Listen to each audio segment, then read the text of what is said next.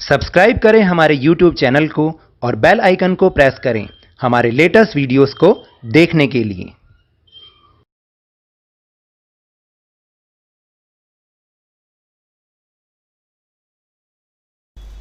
Hello and welcome to Lavneesh Sir की class. This is Directorate of Education GNCT of Delhi's worksheet number 14 and it is only for class 8 students.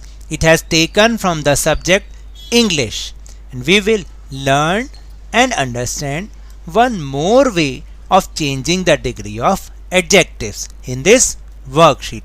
यानी आज हम इस worksheet में एक और method समझेंगे एडजेक्टिव की डिग्री को चेंज करने का, क्योंकि आपको याद है ना पिछले 2-3 वर्कशीट से हम इसी टॉपिक के बारे में बात कर रहे हैं और समझने की कोशिश कर रहे हैं कि किस तरीके से हम एडजेक्टिव्स की डिग्रीज को चेंज करते हैं। जैसे अगर किसी एक चीज़ के बारे में कोई बात कही गई हो तो हम उसे पॉजिटिव डिग्री कहते हैं। अगर दो लोगों या दो थिंग्स की अगर कंपैरिजन कर रखा हो, उनमें कोई तुलना करनी हो तो हम कंपैरेटिव डिग्री यूज़ करते हैं। एंड अगर मोर देन 2 पर्सन्स या थिंग्स हो तो हम सुपरलेटिव डिग्री को यूज़ करते हैं। लेकिन आज हम एक और मेथड को जानेंगे। So now let's start and understand with me. Today let us see one more way of changing the degree of adjectives. आज हम एक और मेथड देखते हैं एडजेक्टिव्स की डिग्री को चेंज करने का। Some adjectives are compared irregularly and do not follow any rules.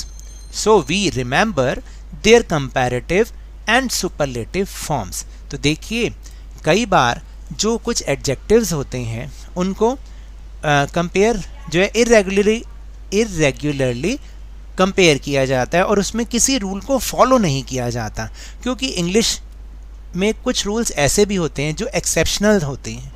यानी बहुत सारी चीज़ें तो इंग्लिश में हम रूल के अंडर में ही फॉलो करते हैं, बाय रूल जैसा रूल होता है वैसे ही फॉलो करते हैं। लेकिन कुछ चीज़ें ऐसी भी होती हैं जिन्हें हम बियॉन्ड द रूल्स यानी रूल्स के पार जाके भी यूज़ करते हैं। तो वो क्या चीज़ें हैं, एक बार जब हम उनको देखते हैं तो साथ में हम उनकी कंपैरेटिव और सुपरलेटिव फॉर्म्स को भी ध्यान में रख लेते हैं। तो here is a table given. इसमें जो है उन वर्ड्स को ही बताया गया है कि वो जो उनकी कंपैरेटिव डिग्री होती है या सुपरलेटिव डिग्री होती है, तो कई वर्ड्स ऐसे हैं जिनकी कंपैरेटिव और सुपरलेटिव सेम होती हैं।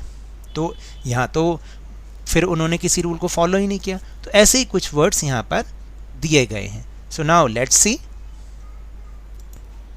जैसे first word is good, comparative होगा बेटर एंड सुपरलेटिव होगा बेस्ट।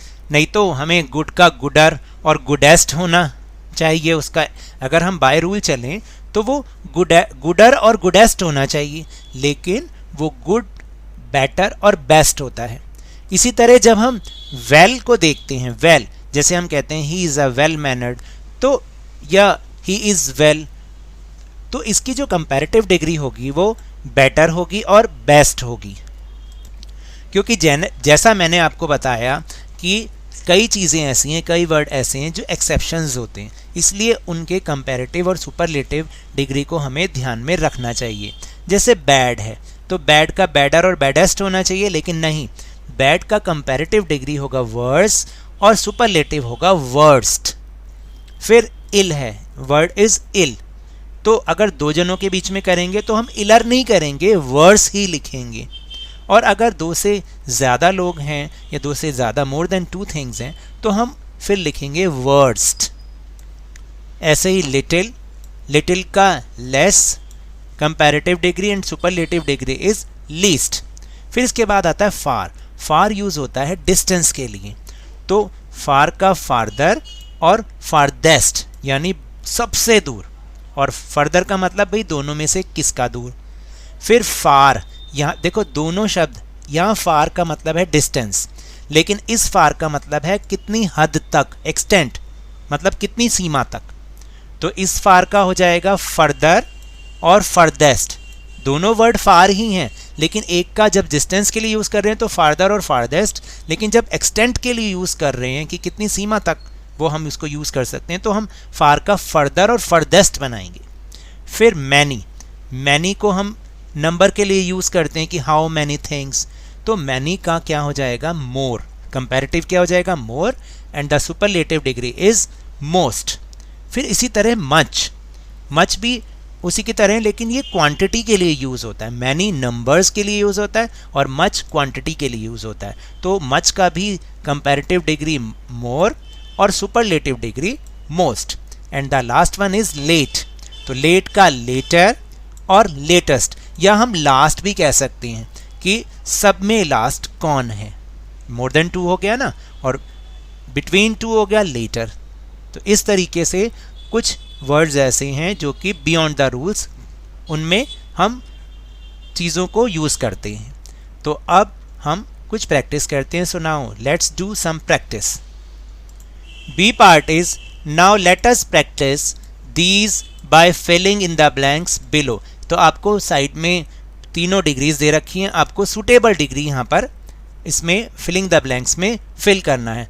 हो सकता है मेरे इसमें गलती हो सकती है, देखिए कोई 100% परफेक्ट नहीं होता है, तो अगर कोई गलती हो तो आप उसको कमेंट बॉक्स में लिख सकते हैं ताकि नेक्स्ट टाइम उस गलती को इम्प्रूव किया जा सके। तो first sentence is whoever has, क्या आएगा, मैनी मोर और most points is the winner. तो मेरे हिसाब से तो मोस्ट आना चाहिए, क्योंकि यहाँ पर ये बताया गया, यहाँ पे लिखा तो है नहीं कि कितने लोग हैं, तो हमने ये मान लिया कि वो मोर देन 2 पर्सन्स हैं, तो इसलिए इसका मतलब है कि जिसके सबसे ज़्यादा पॉइंट्स हों वो विनर होगा। Whoever has most points is the winner. Second is your house is far away then mine. तो मैंने यहाँ पे फार को यूज़ किया।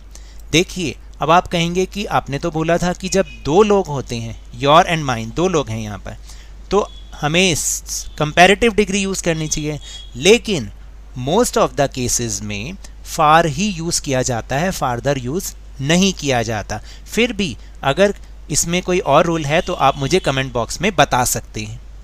Third is Vishakha is the dash dancer in the class. Good, better और बेस्ट, बेस्ट, क्योंकि class के बारे में बोला तो क्लास में तो मोर देन 2 स्टूडेंट्स होते हैं इसलिए। Fourth is you should sleep more than you sleep these days. अब देखिए मैंने यहाँ पर मच, मोर और मोस्ट में से मोर यूज़ किया। अब इसमें तो केवल एक ही जने की बात की गई है नहीं, लेकिन यहाँ पर खुद का कंपैरिजन खुद के साथ किया गया है, इसलिए हमने यहाँ पर मोर यूज़ किया। You should sleep more than you sleep these days. Fifth is the storm, that storm was the worst in the history. तो हमने सुपरलेटिव डिग्री को यूज़ किया क्योंकि हिस्ट्री मतलब इतिहास में तो कई सारी घटनाएं होंगी, तो हमने 2 में तो कंपैरिजन नहीं किया ना, इसलिए हमने पूरी जितनी घटनाएं उसमें कंपैरिजन करके बताया, इसलिए सुपरलेटिव डिग्री वर्स्ट को यूज़ किया गया कि जो ये तूफान था ये पूरे इतिहास में सबसे बिल्कुल भयानक था, भयंकर था, बिल्कुल गंदा था। फिर sixth is I have less interest in singing then in dancing, यानी मेरा सिंगिंग में डांसिंग की तुलना में कम इंटरेस्ट है। तो मैंने यहाँ पर कंपैरेटिव डिग्री को यूज़ किया क्योंकि यहाँ पर 2 चीज़ें, सिंगिंग और dancing. Seventh is I ran far yesterday but I ran even farther today. तो देखिए फिर आप कहेंगे यहाँ पर भी 2 लोगों में ही कंपैरिजन है। 2 लोग कौन है? हम खुद हैं कि मैंने कल इतना दौड़ा, आई रैन फार येस्टरडे, मैं इतनी दूर दौड़ा, but I ran even farther today, लेकिन आज मैं उससे भी ज़्यादा आगे दौड़ा। And the 8th is this is the least expensive sweater in the shop. तो हमने इसमें सुपरलेटिव डिग्री को यूज़ किया, लीस्ट, क्योंकि स्वेटर तो बहुत सारे होंगे ना शॉप में। फिर है prevention is more than cure. तो यहाँ पे भी 2 चीज़ें हैं, प्रिवेंशन और क्योर, तो उसमें हमने कौन सा यूज़ किया बताइए? तो यहाँ पर ये गलती से मोर लिखा गया है, यहाँ पर आना चाहिए better. Prevention is better than cure, तो बेटर आना चाहिए यहाँ पर, वो मिस प्रिंटिंग हो गया, मिस टाइपिंग हो गया, better. And the last one is we need further information before making a decision, यानी एक इन्फॉर्मेशन कर ली तो एक आज ही तो 2 इन्फॉर्मेशन हो गई, इसलिए we make further information before making a decision. तो कंपैरेटिव डिग्री हम यूज़ करेंगे। So now that's all for this worksheet. अगर मेरे इस तरह समझाने से आपको थोड़ा सा भी समझ में आया हो तो इस चैनल को ज़्यादा से ज़्यादा सब्सक्राइब कीजिए, लाइक कीजिए और बहुत ज़्यादा शेयर भी कीजिए। और हाँ, मेरे साथ इसी तरह वर्कशीट को समझते रहिए, लेकिन ध्यान और मन लगाकर पूरी मेहनत के साथ पढ़ते रहिए। और अगर आपको कोरोना वायरस से बचना है ना, if you want to protect from corona virus then please wear a mask, क्योंकि जब तक दवाई नहीं तब तक कोई ढिलाई नहीं। Thank you very much.